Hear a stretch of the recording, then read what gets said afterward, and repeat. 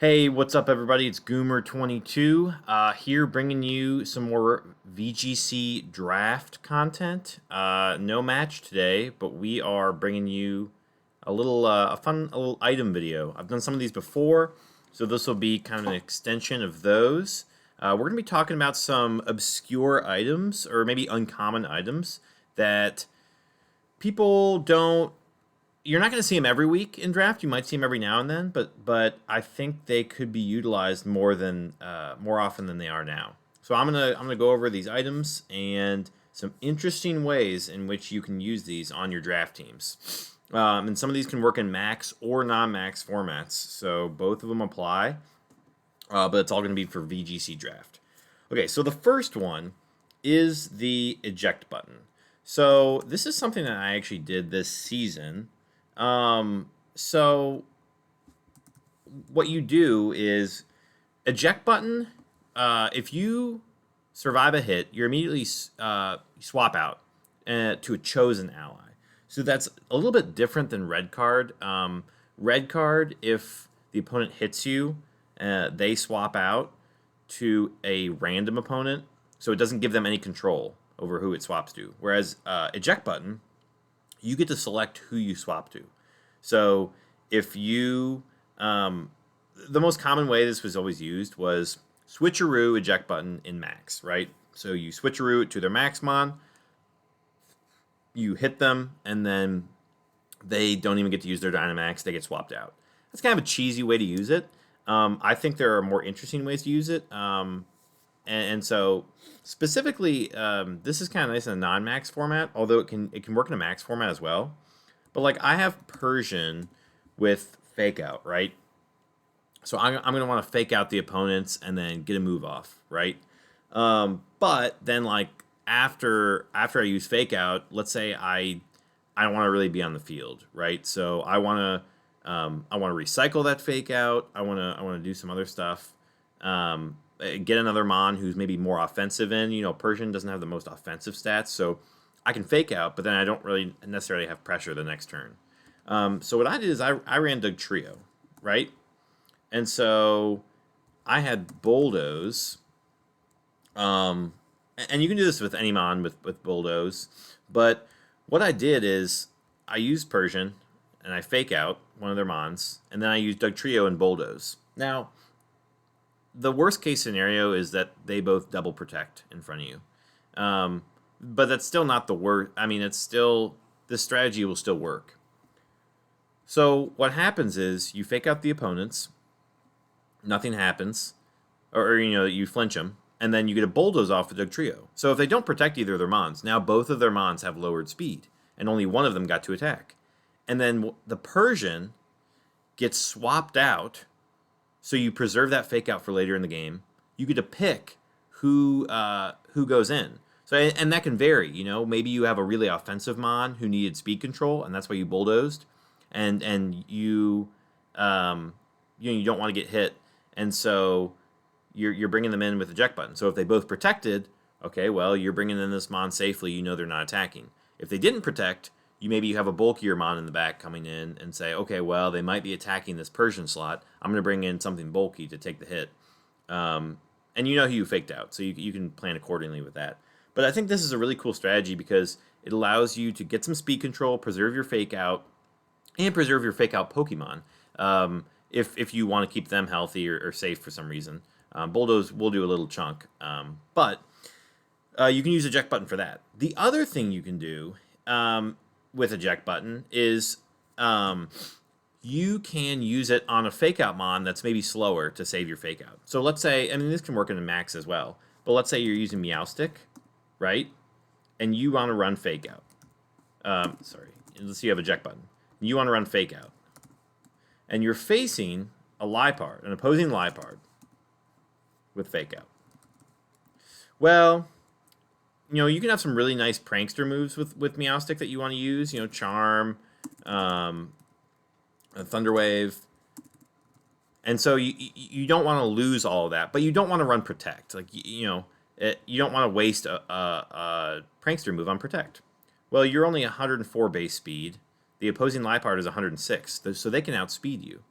So if you're in a matchup like this where your fake out user is slower than the opposing fake out user, you can run eject button on your fake out user so that if you both lead your fake out users, this Liepard is going to get its fake out off first. So you can go for whatever you want. You can go for fake out on their other Pokemon. You can go for Charm or Thunder Wave into their other Pokemon if you want. And, if their plan was, oh, I'm going to fake out this Meowstic and I'm just going to blow it up with a max move. Or I'm going to blow it up with my other Pokemon somehow. Well, you don't have to run Protect and you can still play safely because the Meowstic can just, if you get faked out, well, now you get to throw in a new Mon, and it's the same deal where you get more, if they're attacking you or what they're doing, and so you have a little bit more control of who you throw in, who you want to take the hit, or who you want to position. So I think eject button in that sense is also a really good use. The other thing you can do is you can use it without fake out. So like, let's say you have a Dragapult, right, and you want to use well, you can do this in multiple different ways, right? So let's say you have, I guess, let me think about this. Who's a good candidate for this? Let me think. So I want to use a dragon, who is not flying type. So, who's the special dragon type? Goodra. Goodra's a good example. Okay. So let's say you have Goodra, and you want to run Draco Meteor, right? I guess you're not that fast, but you can run a fast Draco Meteor. And then you can get out of there. You can do that with Eject Pack, too. So, like, if you run Draco Meteor, and then you're now at -2 special attack, well, then you'll get, thrown out from Eject Pack. The issue potentially with that is if they have Intimidate on their team. So if they have Intimidate on their team, that could proc the Eject Pack before you want it to. So you might want to run Eject Button and do the same type of Bulldoze deal here, where you, and what's also nice about you can use any spread move that hits your ally, but if you want to use Bulldoze, then your own Pokemon doesn't get that speed drop because you're just gonna swap out right away anyways. But you can do it with something like Goodra and then just swap out, so that way you don't have to take the hit. The other thing you can do is, this is probably the last thing you might do. So let's say you want to use, let's say Porygon Z. Porygon Z is 90 base speed. It's pretty fast. But let's say you want to run Hyper Beam. And you're just like, okay, I'm just going to throw off a huge adaptability Hyper Beam. But the problem with that is the next turn you leave yourself vulnerable. Well, you can just run Eject Button, throw off a huge Hyper Beam, and then hit yourself with Bulldoze, or you can even use, you can use whatever you want. You can use, it's got to be a mon that's slower than the Porygon Z, though. So Porygon Z, you're getting up to 156. Dugtrio, you maybe wouldn't want speed investment, or you would want somebody else with a weaker move. Brutal Swing also works. But basically, Porygon Z throws off a huge Hyper Beam. You use a Bulldoze, then you get hit with the Eject Button, and then you get thrown out. The other thing is, you don't even have to use Bulldoze for this strategy to work. You can just have a Porygon Z with Eject Button and Hyper Beam. You throw off a Hyper Beam, and they hit you. And as long as they move after, you reset that Hyper Beam essentially. So you don't have to wait that turn to recharge. You just get reset immediately. So I think those are some interesting uses for Eject Button that you can use. And next, I'm going to talk about Eject Pack. I think Eject Pack is also really cool. You can actually do some of this similar stuff with Eject Pack. The most common thing you can do is reset yourself if you're intimidated. I think that's really interesting for, especially against certain mons who have to run Intimidate. So, like, let's say you have an electric type. Let's say your Dracozolt, I don't know, right? And you're facing a Landorus. So, you like Dracozolt in the matchup, but you really don't want to see this Landorus because of its ground type and whatever. Well, Landorus has to run Intimidate. So if you know that, you can just use Eject Pack, and then if you throw out this Dracozolt and they throw out that Landorus, well, it's going to intimidate you, and you can reposition yourself with that Eject Pack. And that way you don't have to fight that Landorus if you both lead it or if it switches in on you. So that's a nice use. It also obviously preserves your attack. If you're going if you're going physical, then you can just swap out. So that's a really nice use. And again, you can still do this bulldoze stuff with eject button. So like, and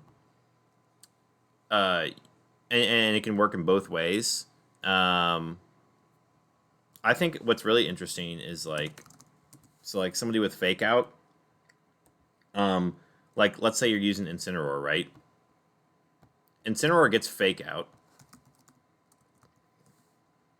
And you can pivot yourself in different ways. It does get parting shot or U-turn. But one other interesting thing you do is just run overheat with Eject Pack on Incineroar. So you run overheat, and then that way you're just throwing off a big move, and you're at least doing damage and utilizing your attack stat. You got 80 special attack. That's still not bad.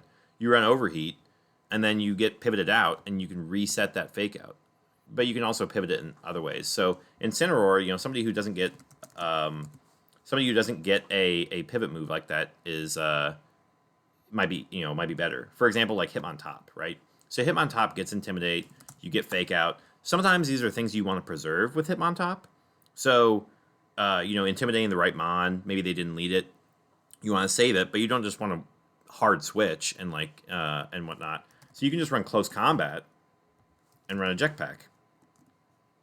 And that way, you throw off a big Close Combat, you lower your stats, but you swap yourself out with Eject Pack. Reset that Fake Out, reset that Intimidate. Super useful. And Hitmontop doesn't get U-turn, It doesn't get, Volt Switch or Flip Turn or anything like that. So it doesn't get a pivoting move like Incineroar. So I think Eject Pack in these scenarios is really, really interesting.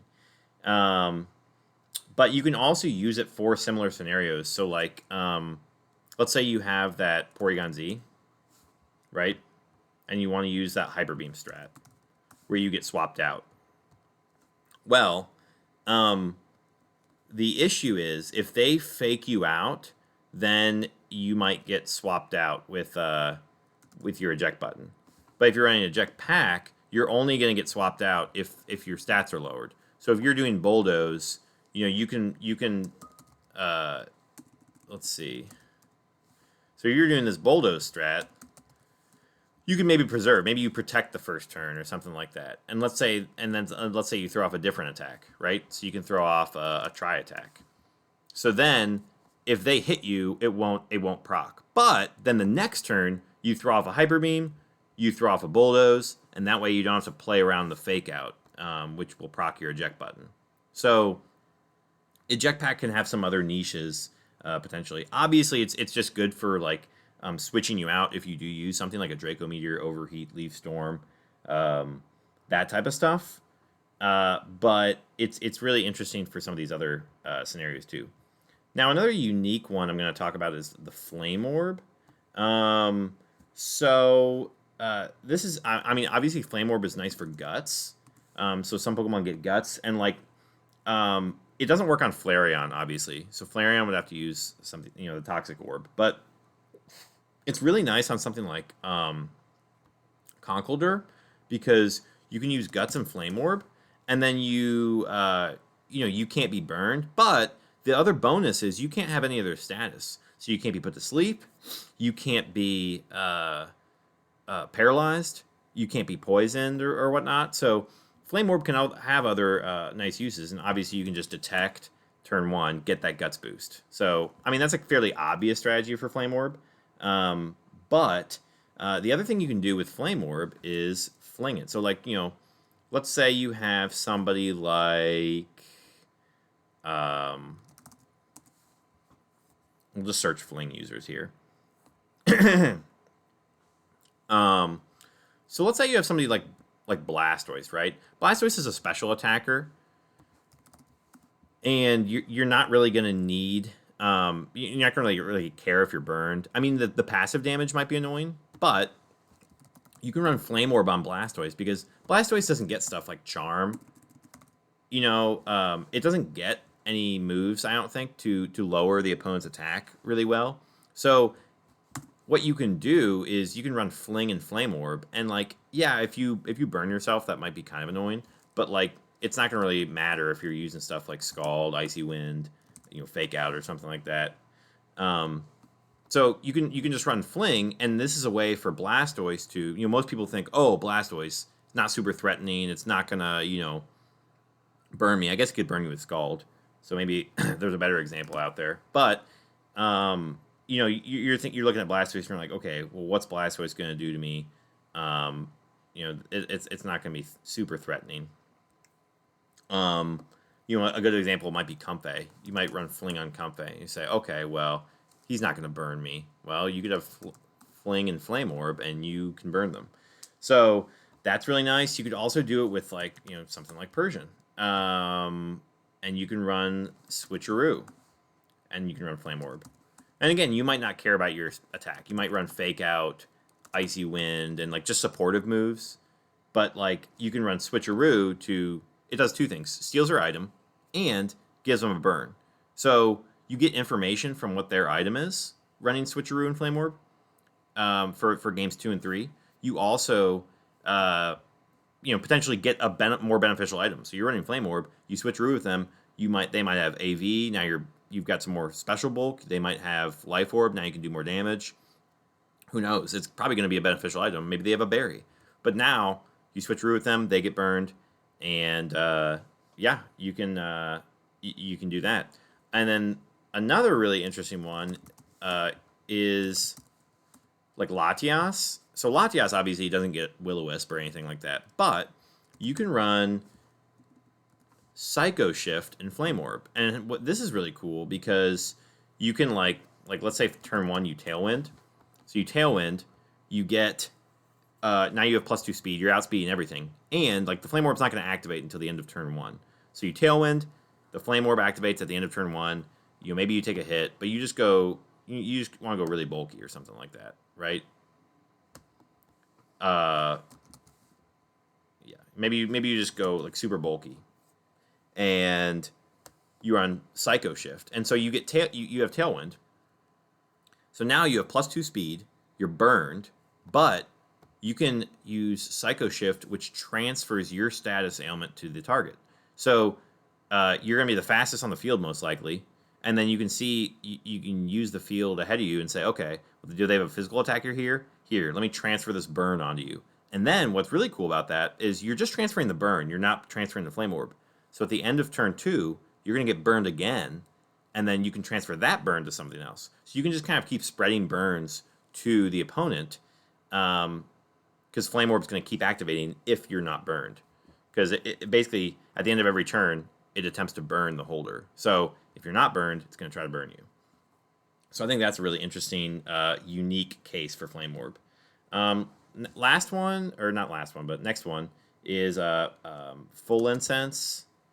Here, let's do Indeedee. This one was actually inspired by somebody named Otto. I don't know if you guys know Otto.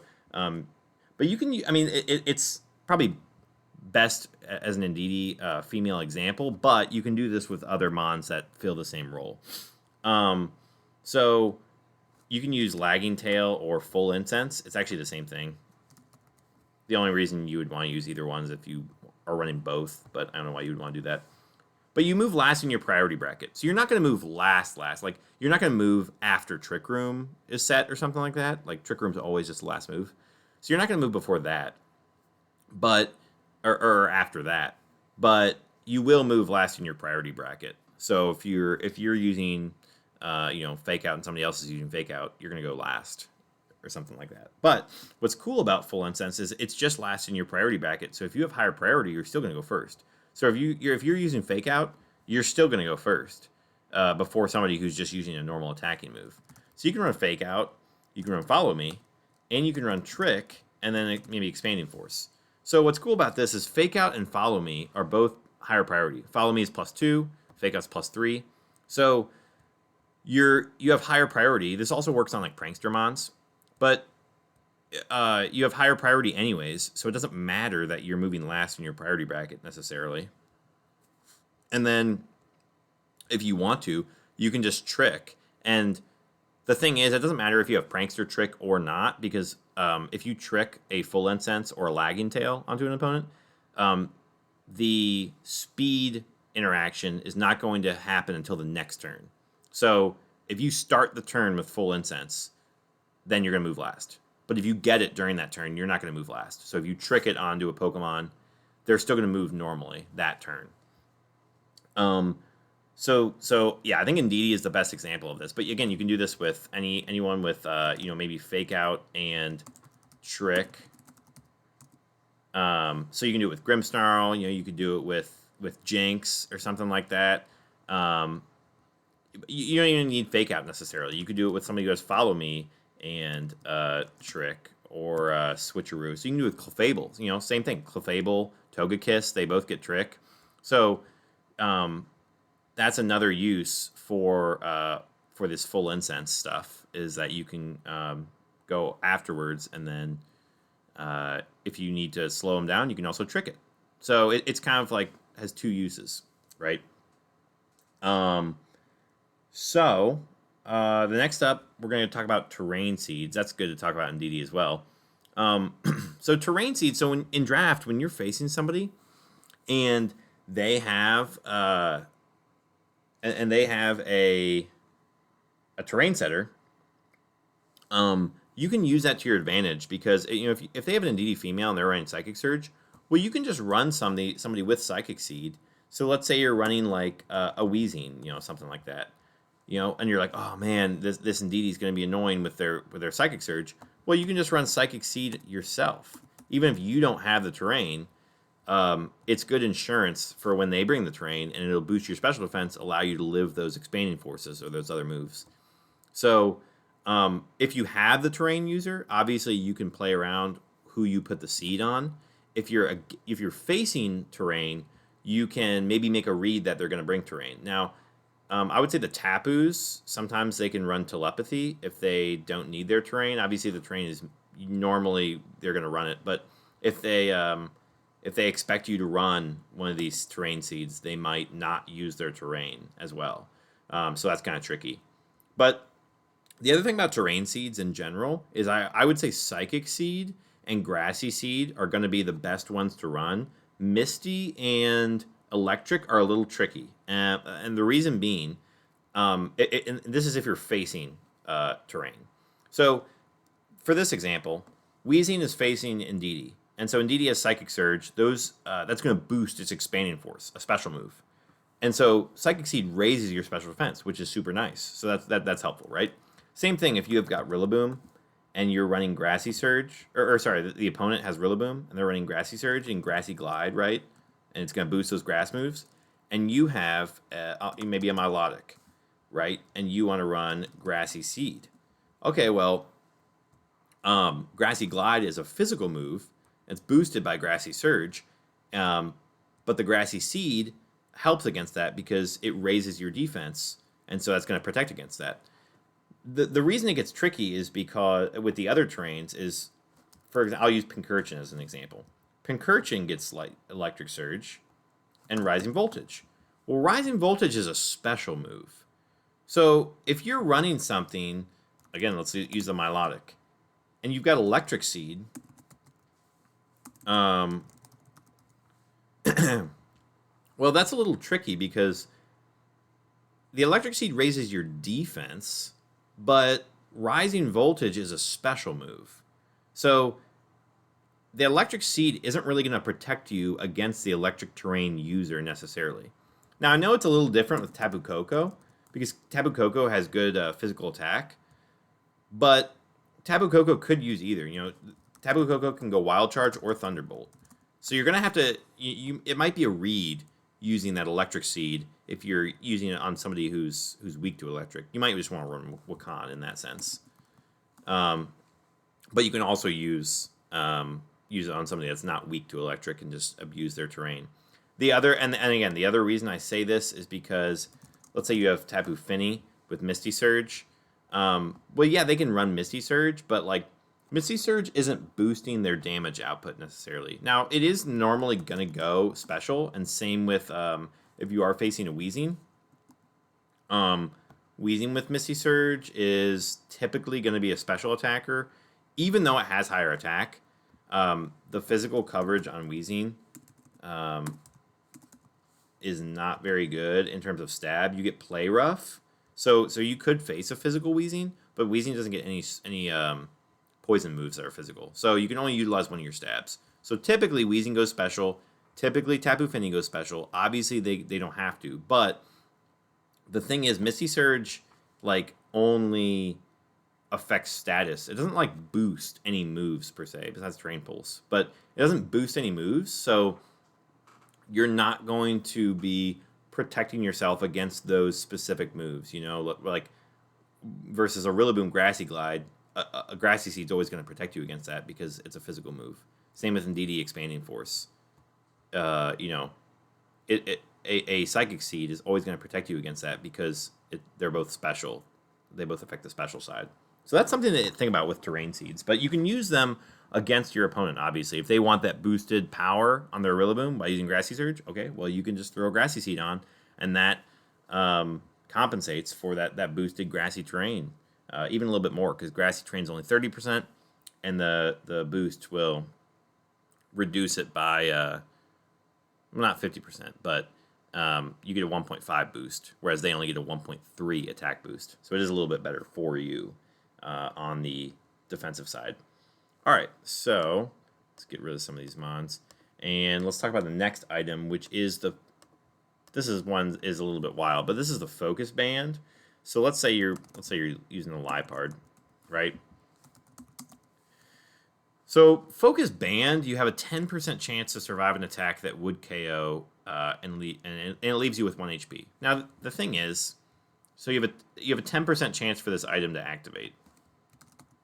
So why would you not just run Bright Powder? Because Bright Powder, it's essentially it's making all attacks have 0.9 accuracy, so it's essentially a 10% boost of your evasion. So like, if you were going to run a silly item like this, like, why would you run Focus Band? Because, like, let's say you want to survive a hit. Well, you have a 10% chance to survive it. And if you do survive it, you're left with 1 HP. With Liepard, with Bright Powder, okay, you have a 10% chance for them to miss. But if they miss, you're still at full HP. So there's really, like, you almost think, like, okay, well, why did I ever run Focus Band? Well, there are two reasons. One, if you're already using there's three, actually. If you're already using Bright Powder, which you probably won't be, but you might. If you're playing in Max format is also a reason, because Max format, obviously Dynamax moves ignore Bright Powder. And so, you know, they ignore accuracy. So they're, you know, but you can still survive a Max hit 10% of the time with a Focus Band. If you're already using Focus Sash, obviously too, because Focus Sash is normally going to be better than Focus Band. The only time when Focus Band would be better is if they have, like, let's say a faster Fake Out user and you're not using Protect. So let's say they have Salazzle. You know, Salazzle has a higher base speed. It's got 117 speed, and your Liepard only 106. So they can fake you out before you can get faked out, before you can fake out them. So they can just fake you out, Dynamax, and KO this Liepard. But, I mean, if you have Focus Band, you have a 10% chance to live. So you could do that. But I think there are probably better ways to play around it. But that's a use that you might have with Focus Band. The other thing you could use it on is a mon with Reversal. So, not Rhydon. So if you want to use somebody with Reversal, you know, let's say you want to use, I don't know, Beware with Reversal, right? You can run Focus Band because, like, you could run Sash, right? But let's say you don't think you're actually going to go down to 1 HP.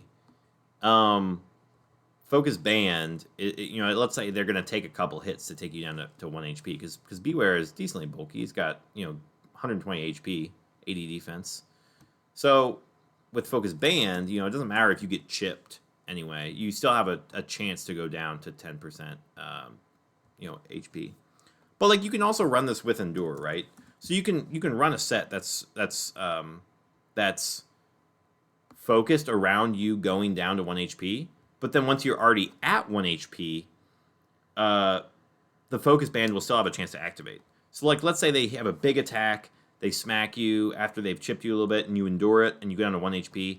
Now you can use really powerful reversals. Well, if you have this focus band item, once they attack you at 1 HP, you still have a chance to survive, 10% chance. So it's kind of like, why not, right? So that might be a reason why you would run focus band. Next up, we've got Iron Ball. Now, Iron Ball is really interesting, and you can use it for a couple different things. So let's go to, I guess Lopunny is probably the best example of this. Lopunny because of its Klutz ability. So Klutz means the item has no effect. So you can run Iron Ball, and you don't get that half speed. So you're grounded, and your speed is halved. So with Klutz, you can run Switcheroo, and then you can switch it to a Pokemon. And this is really, really useful for specifically like Rotoms. So like, let's say Rotom Heat, right? Rotom Heat has Levitate, but if you trick an Iron Ball onto it, you could also do this with a Prankster Mon. Liepard, Prankster. If you use Trick, you could also trick an Iron Ball. And since you have +1 priority, the speed drop doesn't matter. But you trick an Iron Ball onto a Rotom Heat, and now it's grounded and takes 4 times effects from the from ground moves. So that's a really cool. You could pair a Lopunny with a ground user, and then you just throw off like a Stomping Tantrum and a Switcheroo into Rotom Heat, and when you trick that Iron Ball onto it, now it'll get hit by that Stomping Tantrum. So Iron Ball is really useful for that. Iron Ball is also really nice for Trick Room. So like I think a really good example of this is Pangoro, right? So Pangoro has 58 base speed. So if you're trying to use Pangoro in Trick Room, right, and let's say you've got Brave Nature, you only get down to 56 speed. So if you're trying to underspeed something like let's just say Slowking, right? You're trying to underspeed this Slowking, or else you think he's going to attack you with something. So Slowking, since it's a base 30, gets to, let's just use Brave again, 31 base, 31 speed. So 56 halved is 28. So which means you actually underspeed base 30s, which is a very common Trick Room speed tier. You underspeed base 30s in Trick Room. So like something like base, I think it's base 60 or below, maybe you can underspeed them, but Pangoro is a good example because what you can actually do as well is you can run Fling. And this can have 2 uses. One, if you're outside of Trick Room, you can Fling, and then you're going to now outspeed like one of those base 30s outside of Trick Room. But the other use it has is Fling becomes a 130 power Dark move with Iron Ball. So something on like Pangoro, that's a 130. That's essentially a max move, with Fling, and it's Stab. So a Stab 130 power Dark move coming out. But it also, like, if you're trying to set up Trick Room, and then Pangoro will have 28 speed, it'll outspeed most stuff, and you can like utilize it in Trick Room. So it works. It can have multiple uses. I think the Fling is also really nice. Trick Room countering, and then flinging it onto tricking it onto other users like Rotom. Another niche pick, also exemplified by Otto during one of his seasons here, was Articuno Galar, right? Expanding Force. Well, you don't get to use Expanding Force because you're flying type. Well, if you run Iron Ball, now you're grounded. Now, if there's Psychic Terrain, you can use Expanding Force. It does have your speed, but then you might just want to run it in Trick Room because you can be like 50 base speed, or not base speed, but 50 speed stat with that Iron Ball. So that's a really cool niche use for if you want to utilize a terrain move. All right. So next up, we've got Mako Brace. So Mako Brace is similar to Iron Ball. It halves the holder's speed, but you don't get that grounding effect. So the reason you would want to do this is if you're trying to use someone who has levitate and you want to keep that ability, or is flying type and you want to keep yourself in the air. So the best example of this is, again, probably a Rotom. So let's say you're using Rotom Heat, and for whatever reason you're using like a really slow Rotom Heat and you want to use it in Trick Room. Well, you can get down to 91 speed. Let's say you're quiet. So you can get to 81. So with a Mako Brace, you're going to be at about 40 base speed, or 40 speed stat, which is pretty slow. Under speed's a lot of stuff.